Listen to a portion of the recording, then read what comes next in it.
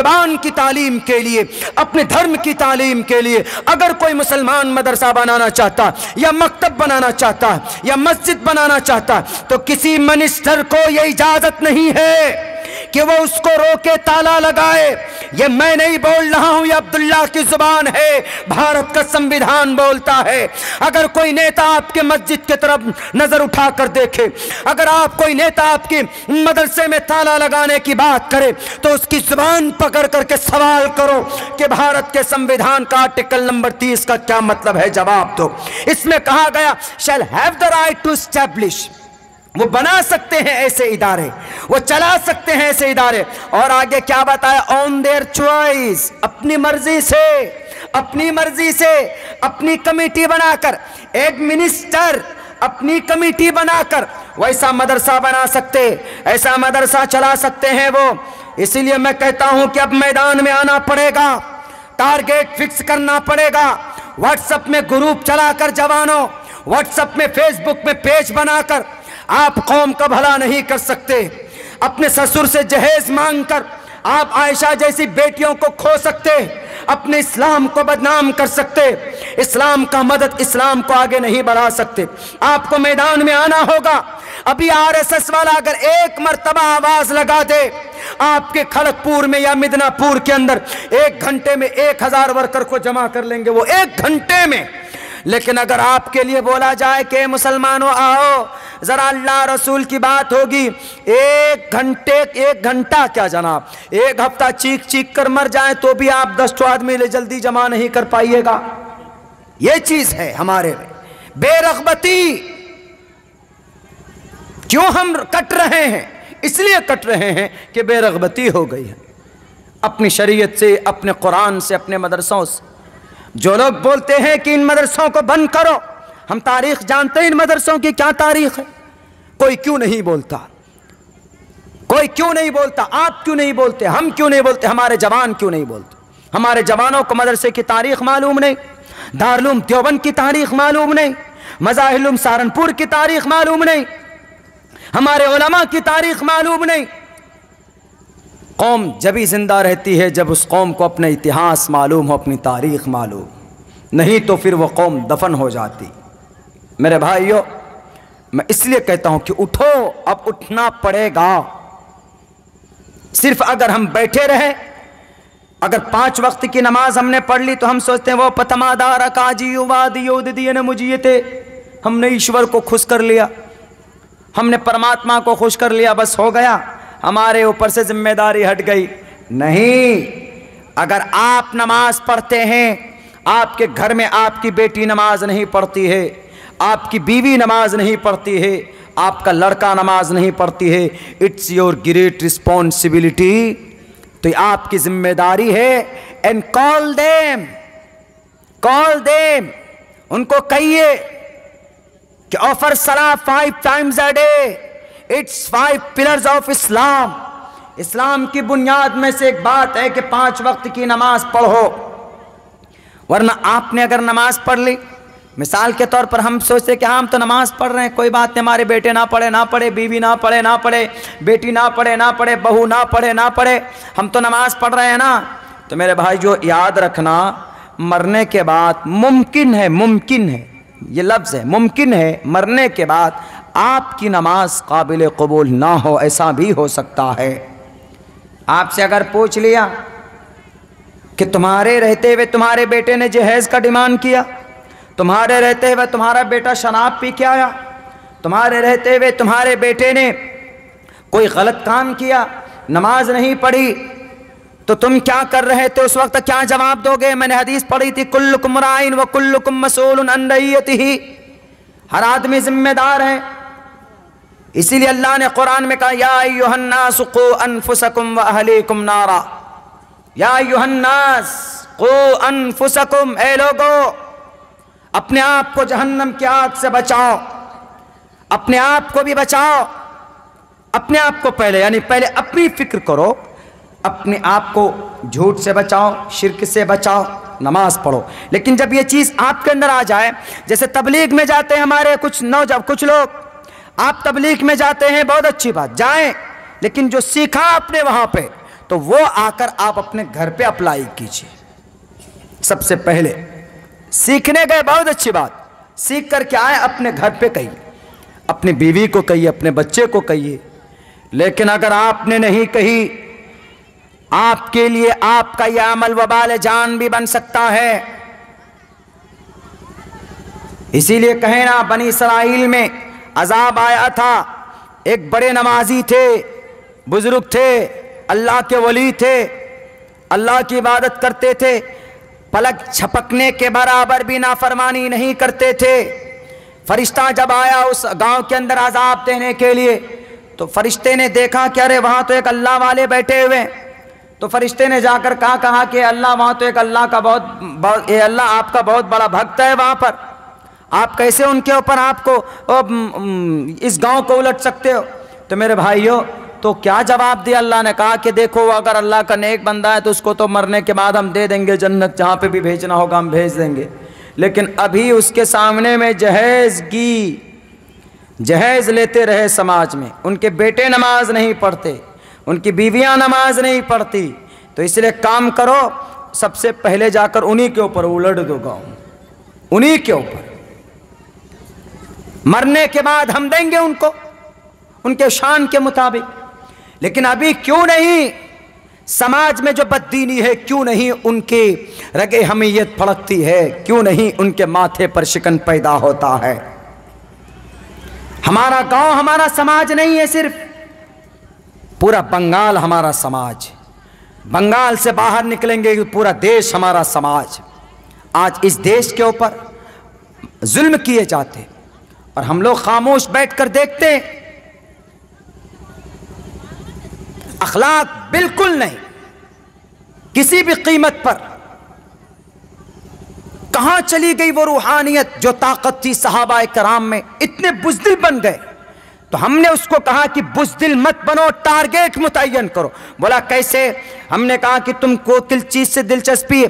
बोला मैं राजनीति में आना चाहता हूं। मैंने कहा राजनीति का टारगेट फिक्स करो, तुम राजनीति में आना गुनाह नहीं, तुम राजनीति में इस नियत से आओ कि हम सही खिदमत करेंगे, राजनीति में जो गंदगी हम हटाएंगे। हम खुद राजनीति के फील्ड से हैं, बल्कि हम तो अभी दीनी जलसों में, वरना जब राजनीतिक स्टेज पर जाते हैं तो फिर अच्छे तरीके से भाषण भी दे देते, लेकिन अभी तो दीनी जलसा, हम राजनीति सियासत से जुड़े हुए। लेकिन मैंने उनको कहा, हमने टारगेट फिक्स किया था 3 साल 2.5 साल का। अल्हम्दुलिल्लाह उस टारगेट के मुताबिक हमने इस मर्तबा कामयाबी हासिल की वहाँ पर, अपनी तंजीम अपनी कौम की। मैंने कहा वो एक अलग मैटर। तो हमने कहा कि राजनीति में आना तुम चाहते हो तो राजनीति का टारगेट फिक्स करो। बोला मौलाना हम कैसे टारगेट फिक्स करेंगे, यहाँ पर तो 15% फला है, 30% फला है। हमने कहा कि भाई जो लोग ज़्यादा तादाद में उनके साथ मिल जाओ, मिलो जाकर, मिलना गुनाह नहीं है, राजनीति के अंदर में परमिशन है। आप उनसे मिल जाओ और उनका आँख कान नाक बन जाओ, उनको एतमाद हो जाए। एक टारगेट फिक्स करो, उस हिसाब से काम करोगे। जब उनके हाथ पैर बन जाओगे तो जो काम तुम आज तक नहीं करा सके वो तुम उस प्लेटफॉर्म से उसके साथ रह करके करोगे। हमने कहा कि अगर तुमको तालीम के फील्ड में हो तो तालीम के फील्ड में एक टारगेट फिक्स करो को हमको ग्रेजुएशन करना है, हमको MB करना है, हमको MBA करना है, हमको PhD करना है, हमको ये करना है, वो करना, वो टारगेट फिक्स करो। अगर आपको सिविल सर्विस में जाना है तो आप UPSC BPSC निकालो को हमको DM बनना है, हमको SP DSP बनना है, DM SDM बनना है। ये टारगेट फिक्स करो, उसी हिसाब से मेहनत करोगे। अगर आप बिजनेस में जाना चाहते हो तो आप 5,000 10,000 ही आपके पास है तो उन्हीं पैसों से आप माइंड लगाओ। ये बड़े बड़े उद्योगपति आदमी जितने भी बने हैं, इन्होंने पहले करोड़ों रुपए पूंजी इन्वेस्ट नहीं किया। अंबानी अदानी के खानदान, उनकी तारीख पढ़ लीजिए। कोल्ड ड्रिंक बेचने वाले थे, उनके दादा परदादा पहले कोल्ड ड्रिंक बेचने वाले थे। हमारे खुद डिस्ट्रिक्ट के अंदर, हमारे गांव के अंदर, हमारे इलाके के शहर के अंदर ठेले में बनियान बेचने वाला आज आधे शहर का मालिक बन चुका। इसलिए टारगेट फिक्स करो लंबा चौड़ा। ये नहीं कि 1 साल के अंदर देखेंगे हम आज 1 लाख रुपए लगाया तो 1 महीने में हमको अगर 10,000 मुनाफा नहीं हुआ तो जनाब इसको ड्रॉप कर दो, छोड़ दो, इसको दूसरा बिजनेस करो। नहीं, लगे रहना, एक टारगेट तय करना है, मंसूबा मंतहत की तरफ आप काम कीजिए। आप काश्तकार हैं तो आप अपने टारगेट के हिसाब से आप अपनी फसलों को तैयार कीजिए, आप अपने हिसाब से काम कीजिए। अगर आपने टारगेट तय कर लिया मेरे भाइयों, आप कभी भी कहीं पर भी फेल्योर नहीं हो सकते। आप कमजोर पड़ेंगे लेकिन आप उठकर खड़े हो जाएंगे और आपके अंदर हिम्मत होगी और समाज के अंदर एक बेहतर और एक अच्छा काम होगा। अगर आपने टारगेट फिक्स नहीं किया, अगर आप ऐसे ही हवाई काम करने लगे तो आज इस धरती के ऊपर मुसलमानों का कोई मुस्तकबिल नजर नहीं आ रहा। कौन होगा आपका मुहाफिज जी? कौन आपकी हिफाजत करेगा जब CAA में आपको निकाला जाएगा? CAA तो आप ही को भगाने के लिए है ना। ये बिल प्रोटेस्ट हमने किया था लेकिन कुछ नहीं हुआ। अब हम यहां से आगे क्या करेंगे? आपका लीडर कौन होगा? आपका मुहाफिज कौन होगा? सबसे पहले आपका लीडर आपका अल्लाह होगा, उसके बाद फिर आपका लीडर। आपकी कौम के अंदर यूनिटी होगी, आपकी इत्तिहाद होगी, आप मिलकर कोई काम करेंगे, अपनी जुबान में आवाज पैदा करेंगे तो इंशाअल्लाह तबारक व तआला आप जालिमों के आंखों में आंखें डालकर बात करें। अगर कोई आपके मदरसों को मिटाने की बात करता, अगर आपके मस्जिद को मिटाने की कोई बात करता तो आप उनको कहो कि इन मदरसों से मौलाना कासिम पैदा हुए। मौलाना कासिम जिन्होंने अंग्रेज को मार भगाया, इन्हीं मदरसों में शाह अब्दुल अजीज पैदा हुए। शाह अब्दुल अजीज मदरसे से ताल्लुक रखते थे और शाह अब्दुल अजीज ने अंग्रेज के खिलाफ जिहाद का फतवा दिया। आप उनको बोलो जो आपको मदरसे को तोड़ने की बात करे, जो आपके मदरसों को शहीद करने की बात करता है और कहता है कि इन मदरसों को बंद करो, तो उनको कहो कि अगर इन्हीं मदरसों से 70,000 उलमाए किराम नहीं निकलते, चांदनी चौक से लेकर खैबर तक के दरख्तों में अगर उलमाए किराम की गर्दनें न लटकती, शामली के मैदान में उलमा तलवार बुलंद न करते और फिर जनाब पानीपत के मैदान में उलमा ना आते, मेरठ के मैदान में उलमा ना आते, बक्सर के मैदान में उलमा ना आते, भागलपुर के मैदान में अगर उलमा नहीं आते, अंग्रेज के सामने में ये हमारे हाफिज साहब नहीं आते, हमारे कारी साहब नहीं आते, तो अंग्रेज इस देश से कभी भी नहीं जाता। बल्कि अंग्रेज को जाने पर किसने मजबूर किया? मौलानाओं ने मजबूर किया। कौन कौन मौलाना थे जिन्होंने अंग्रेज को भगाने के लिए मेहनत और मशक्कत की? सबसे पहले जिहाद का फतवा शाह अब्दुल अजीज मुहद्दिस देहलवी ने दिया। कौन थे? वो एक मौलाना थे, इन्हीं मदरसे से पढ़कर निकले थे। उसके बाद जनाब 1808 के अंदर सैयद अहमद शहीद बरेलवी, सैयद शाह इस्माइल शहीद रहमतुल्लाहि अलैह बालाकोट गए थे 50 नौजवानों को लेकर के। कौन थे ये दोनों? मौलाना थे। कहां से पढ़कर निकले? इन्हीं मदरसों से पढ़कर के निकले थे। उसके बाद जनाब आपको पता होनी चाहिए 1857 की जंग के अंदर मौलाना जाफर थानेसरी कमांडरिंग कर रहे थे, मौलाना कासिम नानोतवी, मौलाना अब्दुल रशीद गंगोही, हाफिज जामिन शहीद, ये लोग थे जिन्होंने शामली के मैदान में अंग्रेज को धूल चटा दिया था, अंग्रेज के दांत खट्टे कर दिए थे। कौन थे ये लोग? इन्हीं मदरसों से पढ़कर निकलने वाले थे। मैं जानता हूं, मैं इतिहास बोल रहा हूं, मेरे ऊपर हुकूमत की नजरें हैं कि आप क्यों वर्गलाने वाली तकरीर करते हैं। मैं कहता हूं कि यह वर्गलाने वाली तकरीर नहीं, तुम जो हमारी इतिहास को बदनाम करते हो, तुम जो हमारी इतिहास को खत्म करने की कोशिश करते हो। नहीं तो पूछो अपने नेता को असम में कि 620 मदरसों में क्यों ताले लगाए? क्या गुनाह था उन मदरसों का? कुरान की तालीम होती थी, अहादीस की तालीम होती थी। और इन कुरान में क्या आपको शक है हम पर? मैं दोनों बराबर मुसलमान भी हूं और इंडियन भी हूं। मुसलमान हूं तो मैं कुरान पढ़ूंगा, अल्हम्दुलिल्लाहि रब्बिल आलमीन, अलिफ लाम मीम ज़ालिकल किताबु ला रैब फीह, सयक़ूलुस सफ़ात तिल्कर रुसुल लन तना वल मुहसनात ला युहिब्बुल्लाह व इज़ा समिअू वलौ अन्नना क़ालल मलअु वअलमू यअतज़िरून वमा मिन दाब्बा वमा उबर्रिउ रुबमा सुब्हानल्लज़ी क़ाल लम इक़्तरब लिन्नास क़द अफ़लहल मुअमिनून व क़ालल्लज़ी अम्मन ख़लक़ उत्लु मा ऊही वमन यक़नुत वमा लिया क़ाल फमन अज़लम इलैहि युरद्दु हामीम क़ाल फमा ख़त्बुकुम लक़द समिअ अल्लाह तबारकल्लज़ी अम्मा यतसाअलून मिनल जिन्नति वन नास। 30 पारे हमने पढ़े। चूंकि मैं मुसलमान हूं, मैं पढ़ सकता हूं। अक़ीमुस्सलाह मैं पढ़ सकता हूं, आतुज़ ज़काह मैं पढ़ सकता हूं, वअतिम्मुल हज्ज वल उम्रत लिल्लाह। क्यों? हमको इससे पुण्य मिलेगा, हमको इससे अपने धर्म के अंदर एतमाद बढ़ेगा और धर्म के मुताबिक अमल करना, देश में रहना जुर्म नहीं है। अगर धर्म के मुताबिक अमल करना अगर पुण्य कमाना गुनाह होता तो भगवान धर्म से हयाते कुरूलमा शरीरेण शमम नासम सर्वमन्यद्धि गच्छति। तो आलोप ये मनुस्मृति के अंदर धर्म की बड़ाई को न बयान करता, धर्म की अच्छाई को न बयान करता। क्या कहा गया इसके अंदर साफ लफ्जों में,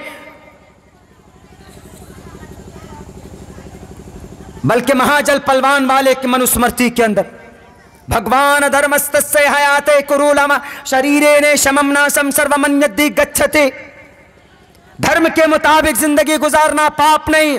और जब भारत की संविधान की बात आती है, हमसे पूछोगे कि तुम दुनियावी एतबार से कौन हो, मुल्क के एतबार से कौन हो, कौन से मुल्क से आए हो, who are you, where are you coming from, किस मुल्क से आए हो? मैं कहूंगा कि I am Indian, I am भारतीय, मैं एक भारतीय हो। उस वक्त मैं ये नहीं कहूंगा कि मैं एक मुसलमान हूं। तुम मुझसे पूछोगे कि तुम्हारा धर्म क्या है, मैं कहूंगा कि मेरा धर्म इस्लाम है, अल्लाह को मानता हूं। जब तुम पूछोगे कि भाई तुम्हारी पहचान क्या है, किस मुल्क से बिलोंग करते हो, तो मैं कहूंगा कि मैं भारतीय हूं। अगर तुम्हें मेरे भारतीय होने पर शक हो तो आओ तुम भी मैदान में, मैं भी आता हूं।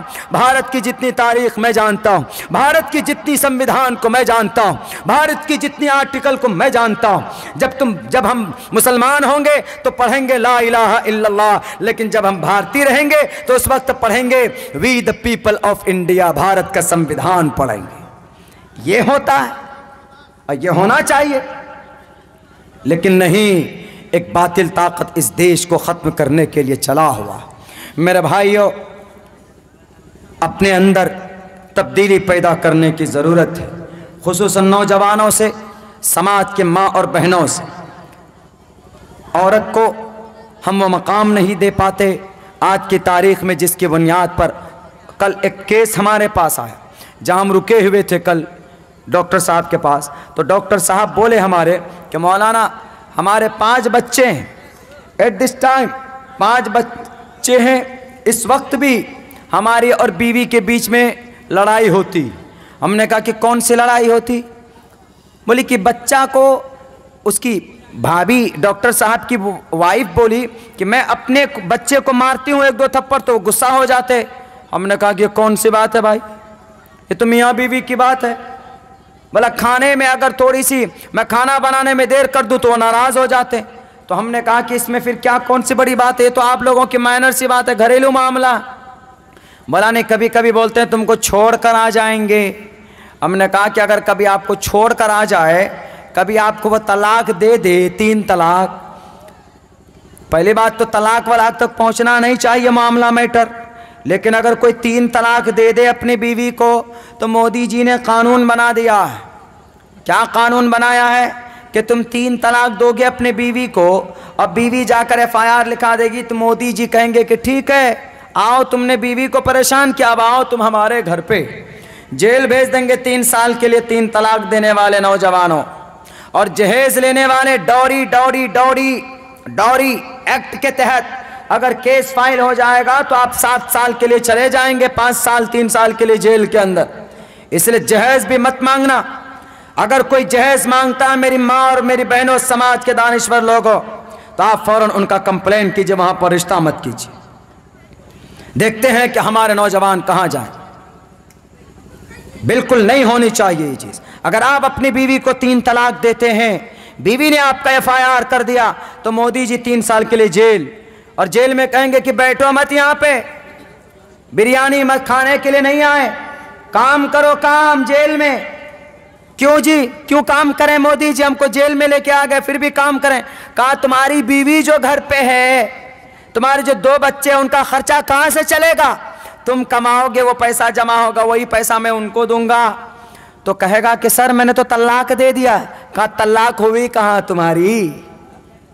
तलाक नहीं हुई तुम्हारी कानून के नजर में।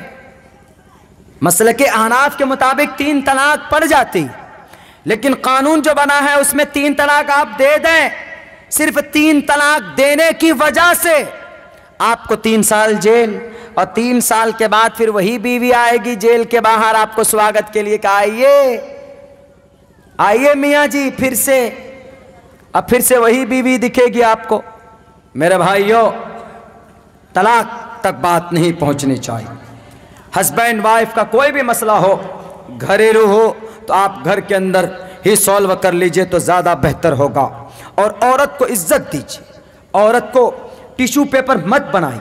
इस्लाम ने जो औरत को जो सम्मान दिया, इस्लाम ने जो पहचान दी, बल्कि इस्लाम हज़रत आदम को नंगा बनाया। पहले नंगा मतलब हज़रत आदम को मट्टी जमा किए, उसमें पानी डाले, फिर उसको सुखाया, पूरी स्ट्रक्चर बनाई, बुत बनाया, 40 साल तक सूखने के लिए रख दिया ऐसे दीवार, 40 साल तक कि सूखो बाबा जी वहीं पर।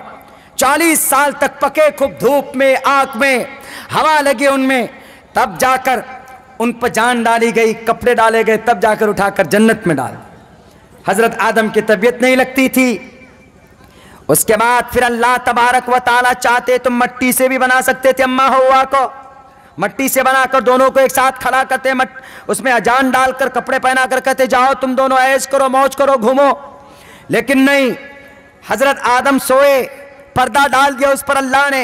हजरत आदम के बाएं पसली से अम्मा हव्वा पैदा हुई। जैसे हजरत आदम की आंख खुली, देखिए खूबसूरत, पूरी दुनिया की औरतों में अम्मा हव्वा से लेकर क़यामत तक जितनी भी औरतें पैदा होंगी, उनमें सबसे ज़्यादा खूबसूरत कोई औरत अगर है तो अम्मा हव्वा है। उनसे ज़्यादा खूबसूरत कोई औरत पैदा नहीं होगी। मर्दों में कौन? हज़रत यूसुफ अलैहिस्सलाम। पुरकशिश चेहरा किनका? मोहम्मद रसूलुल्लाह। तो अम्मा हव्वा को देखते ही हज़रत आदम बाह छूने लगे, ये मैडम कौन है? तो अल्लाह की तरफ से आवाज़ आई, अरे छूने की कोशिश मत करो, नहीं पकड़ सकते। इसलिए समाज में जाओ जवानों, अगर समाज की बहू बेटी के पीछे आप भागते हो, उनको गर्लफ्रेंड बनाने के लिए मिसयूज़ करते हो और नाजायज़ तरीक़े से उनसे बातें करते हो, और समाज की वो बेटियां भी जो अपने माँ बाप की बल्कि अपने समाज शरीयत के ख़िलाफ़ अगर किसी गैर महरम से बात करते, नहीं होना चाहिए। निकाह कर लो, आप निकाह करो, शादी में निकाह में लेकर के बात करो, उनसे कोई दिक्कत नहीं, कोई प्रॉब्लम नहीं। निकाह करो, निकाह के बाद आप बात कर सकते हैं, निकाह के बाद आप मुलाकात करके मिलने घूमने जा सकते हैं। निकाह हो गया आपका, यू आर हस्बैंड वाइफ, कर सकते। लेकिन उससे पहले मोबाइलों में, फ़ोन पे नाजायज़ और हराम। इसीलिए अल्लाह के नबी अल्लाह तबारक व ताला ने कहा हव्वा को कैसा करो, तुम इनका महर तो दे दो, निकाह तो पढ़ लो। तो क्या दें अल्लाह, महर क्या दें? तब जाकर कहा कि कुछ नहीं, आखिरी नबी पर मोहम्मद रसूलुल्लाह पर दरूद पढ़ दो, एक मरतबा तुम्हारा महर हो जाएगा। तब वहाँ से रिश्ता चला, वहाँ से तब जाकर नस्ल चली। लेकिन अम्मा हव्वा जैसे पैदा हुई, मेरी माँ सुनना ज़रा, जैसे पैदा हुई ऐसे मुंह खोल कर नहीं बैठी थी वो, बल्कि पर्दे में थी।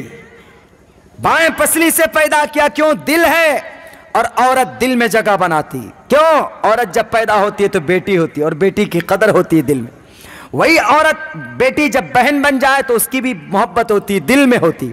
और वही जब बीवी बन जाए तो उसकी मोहब्बत होती। वही जब माँ बन जाए तो उसके कदम के नीचे तो जन्नत ही जन्नत है।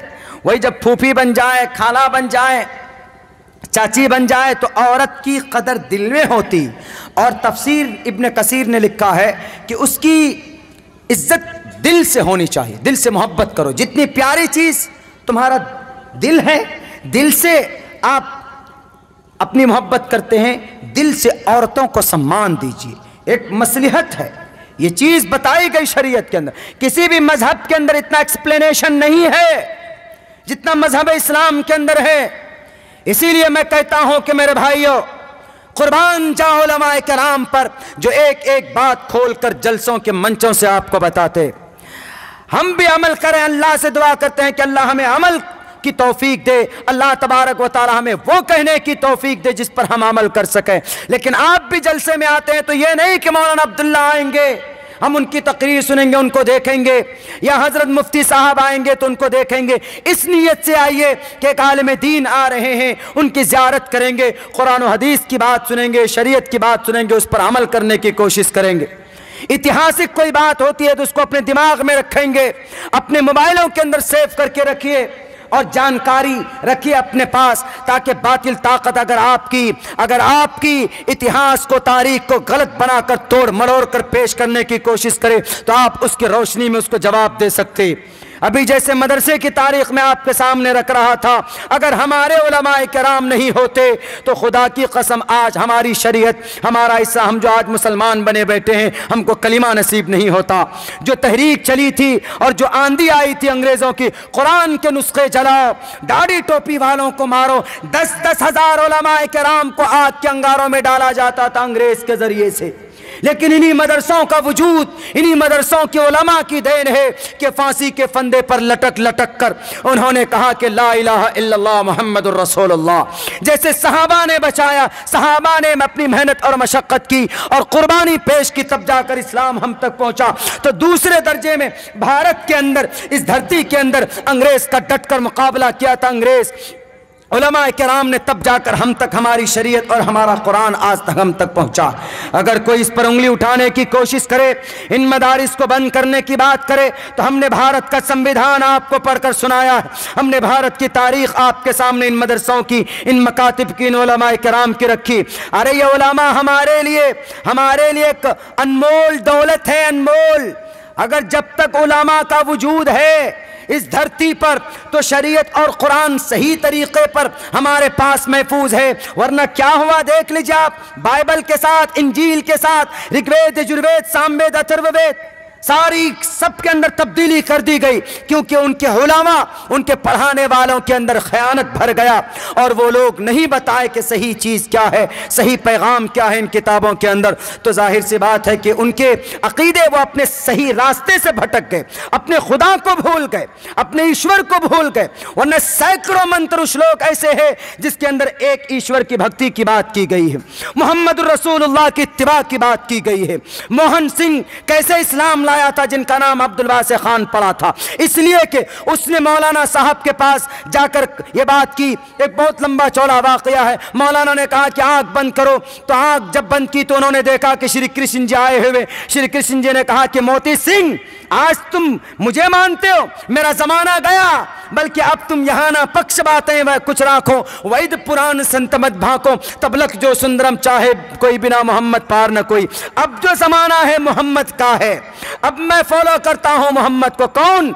वो राजा जिस का भक्त था वही कहता है साफ लफ्जों में कि मोहम्मद का जमाना है, बिना मोहम्मद पार न कोइया, तो मोहम्मद को माने बगैर नहीं जाओगे। तो वो मोती सिंह जिसने ये कानून पास किया था कि किसी मुसलमान को 12 बजे से पहले देख लूं तो उसका सर कलम कर दिया करता था, वो मोती सिंह मोहम्मद रसूलुल्लाह के चरित्र के मुताबिक जब श्री कृष्ण जी की जुबान से सुनता है तो कलीमा पढ़ने के लिए बेताब हो जाता, अपनी कुर्सी छोड़ देता है। तब जाकर उनका नाम अब्दुल वासिअ खान पड़ा और उसने इस्लाम का प्रचार और प्रसार किया था पूरे इस भारत की धरती पर, राजगढ़ मध्य प्रदेश के अंदर। ये तारीख हमारी है, उलमाए किराम की वजह से तब्दीली आती है। इंशाअल्लाह हम अल्लाह से दुआ करते हैं कि उलमाए किराम की बातों पर इनकी हम इज्जत और सम्मान करेंगे। बदतमीजी से बदकलामी बहुत लोग करते हैं, हमारे उलमा के तरफ से कभी बदजनी भी हो जाती है, लोगों को बिल्कुल नहीं होना चाहिए, बल्कि ये वारिसीन अंबिया है, इनकी ज़ियारत करें।